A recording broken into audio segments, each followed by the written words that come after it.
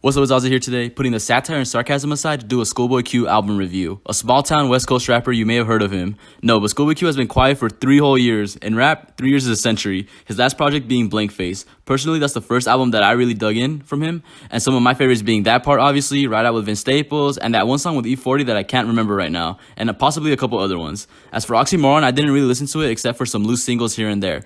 I should really listen to it because the internet talks about that album like it's the Quran.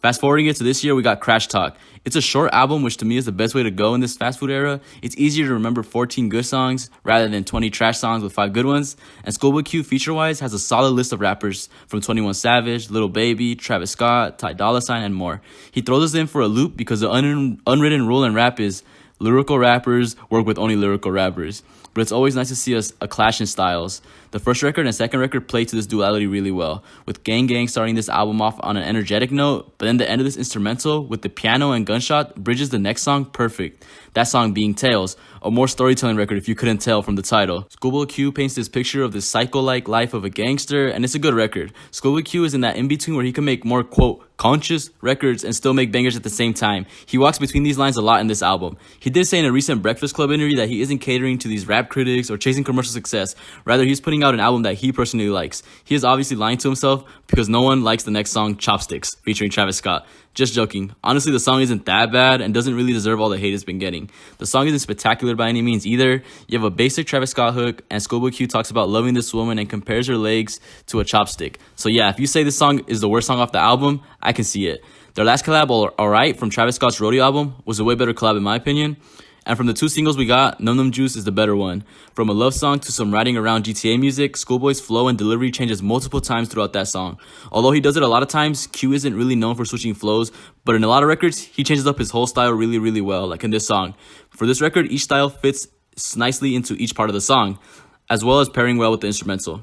For his next records, we have a more laid-back feel. First record with Black title Drunk. Production-wise, we take a 180 from the fast pace, strong bass, and hi-hats, trading it in for more of a slower tempo, softer piano, production-wise. With the softer tone, ScHoolboy gives us a look into his personal life, talking about losing family members and running in with the police. This song is really good, but Black's verse is way too short.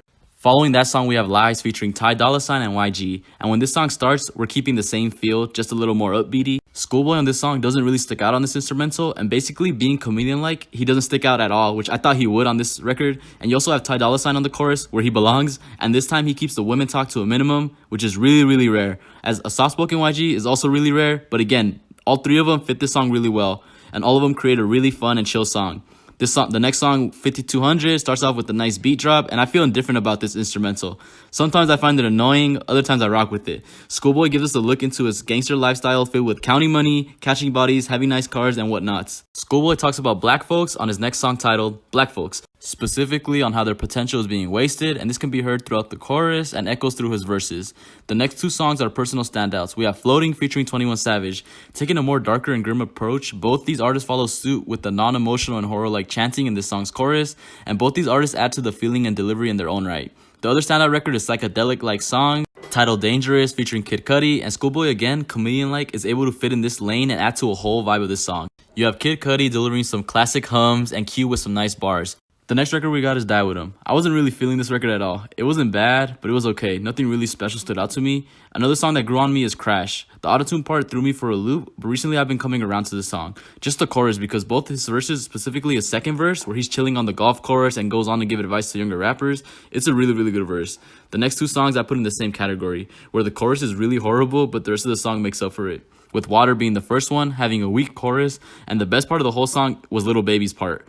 Another skippable chorus is Attention. It has this West Coast Jamaican sound to it for the chorus, and it doesn't sound good at all. But the rest of the song more than makes up for it. You have Q in his storytelling bag on this menacing-like instrumental. Out of all the songs on this album, this one sounds the most West Coast-like.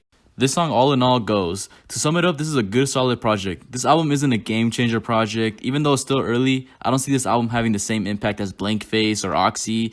Who knows, maybe it could, because we haven't gotten any music from Q for 3 whole years. So it's kind of a take it or leave it type of deal. But personally, I enjoyed this project, and my personal favorite track is Floating, Dangerous, and Drunk. The worst song off this album is probably Chopsticks. And if I were to give this a score, I would give this an 8. What do you think about this album? Let me know. Leave a like, subscribe. I'm Ozzy, and I'm out.